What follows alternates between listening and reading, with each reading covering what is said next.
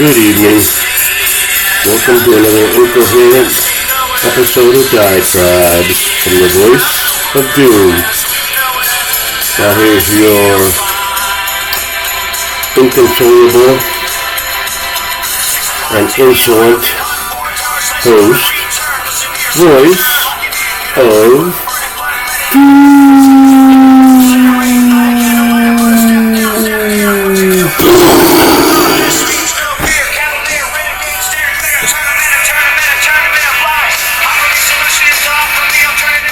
Such an obvious bumper music, but there's not that many songs out there about the end of the world, so you got to use what you got. And I don't know what I'm going to do. I have a lot to say, and I won't say it correctly because I've been drinking.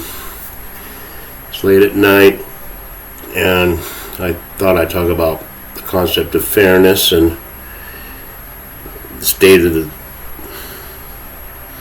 world, state of the what used to be the United States as it is now, and it's chaos, it's a mess, it's a shambles. It's going to get worse.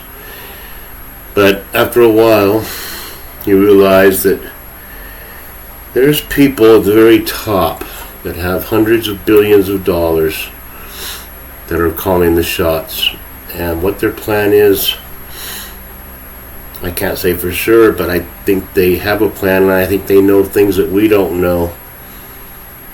And that's why they're treating the general populace as pawns, treating them as just one more commodity to be shifted here and there and everywhere, and who cares what happens to them because we know what's coming.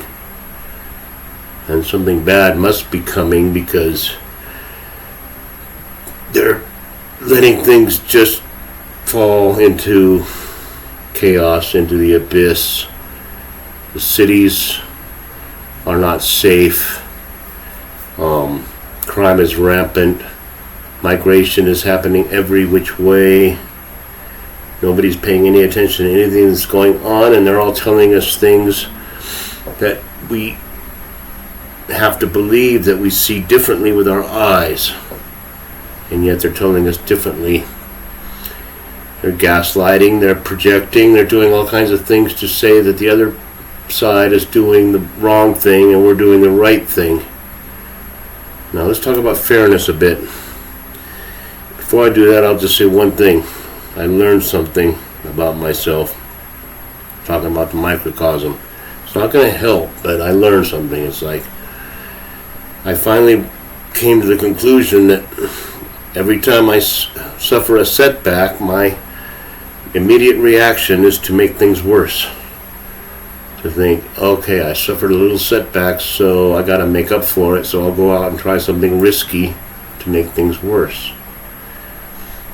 And it always happens.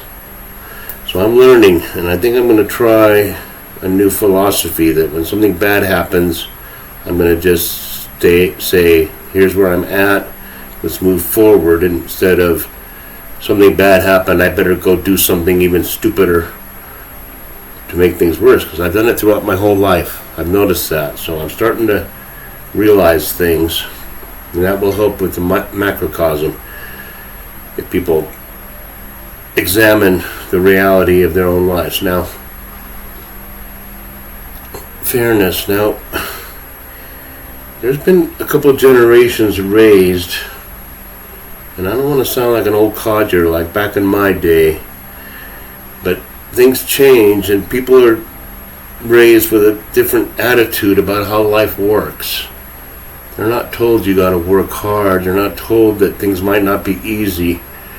They're not told that if you have a goal, you have to make plans to achieve that goal. They're just told you have the right to be in luxury. You have the right to have everything.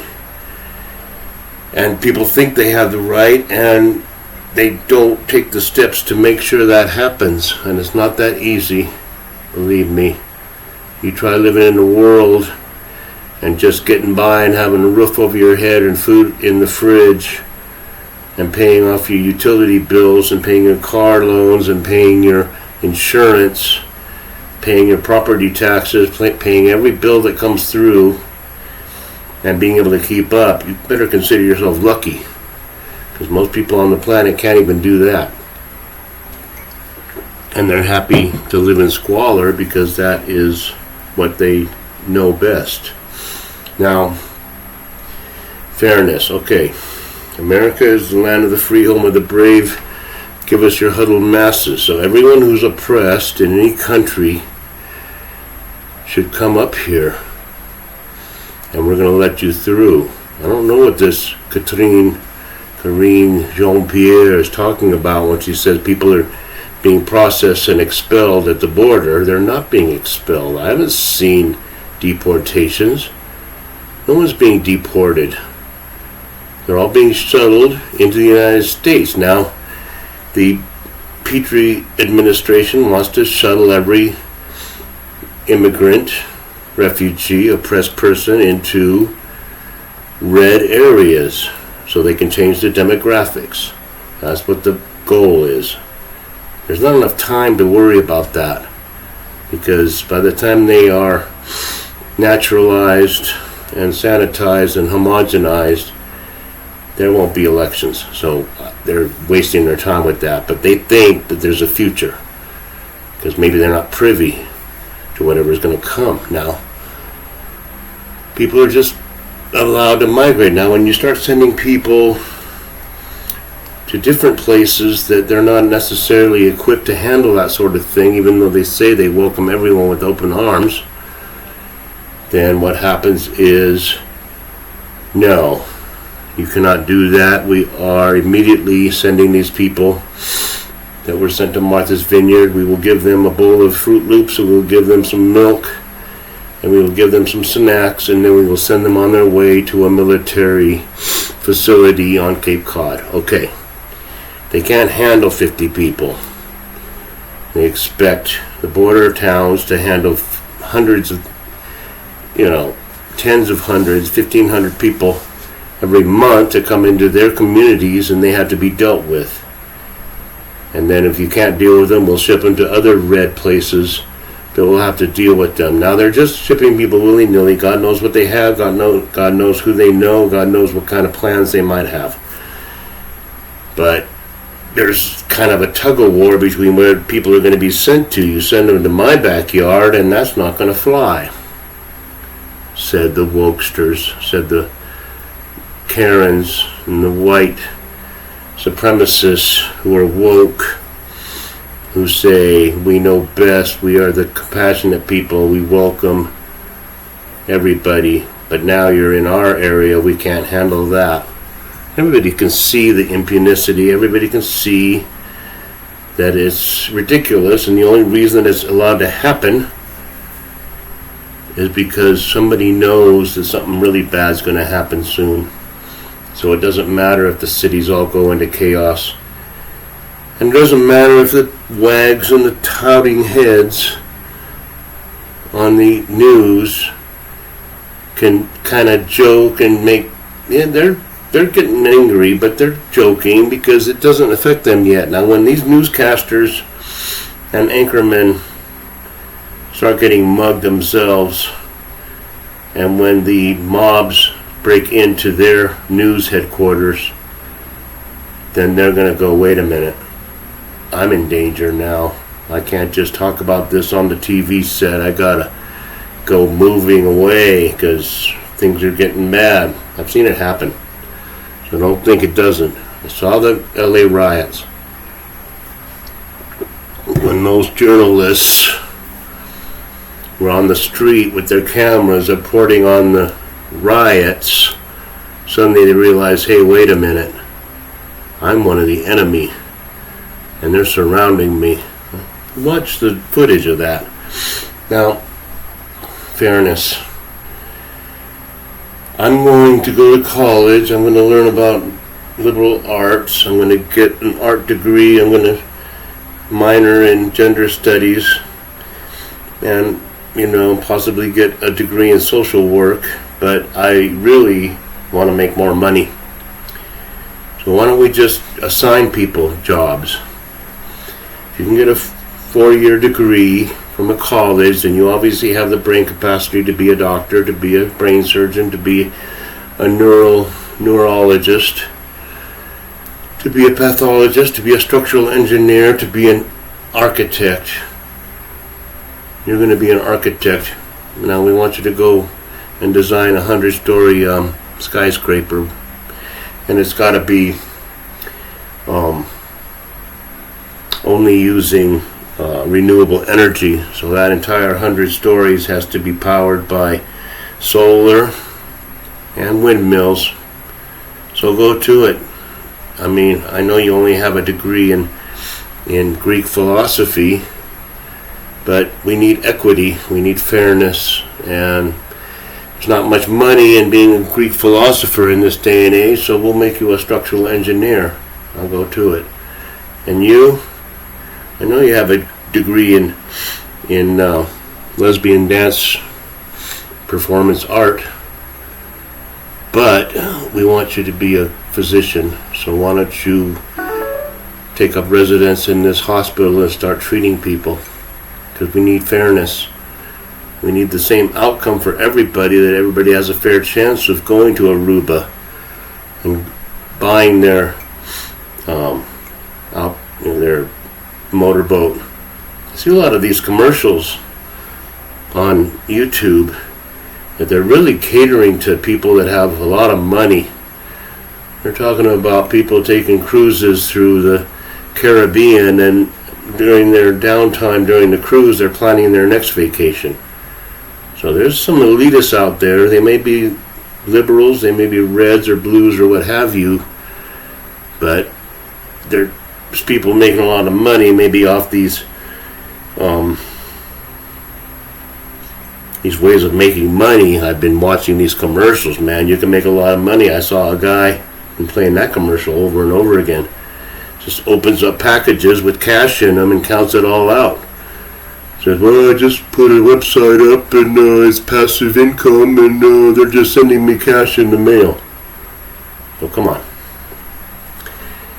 Everybody's seen it who's watched YouTube. You can't help but see it. It's like, yeah, they're just sending me FedEx envelopes full of cash. There's nothing else in there. Just envelopes of cash. Here you are. Come on. So there's a lot of money out there, and they're catering to the elite. Now what happens to us proles? What happens to us working class stiffs who have squandered all our money? I don't know. But fairness, I mean, my bottom line is life isn't fair. I know it's an old-fashioned thing. I'm an old codger. I lived back during Lincoln's time.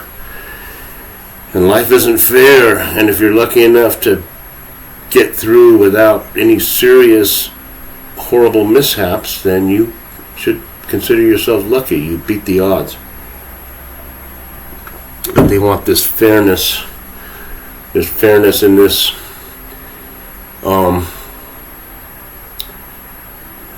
really bad problem we have in America with domestic terrorism now. I've heard snippets on the radio and news that they're looking for domestic terrorism. They're cracking down on it, and they can't find enough.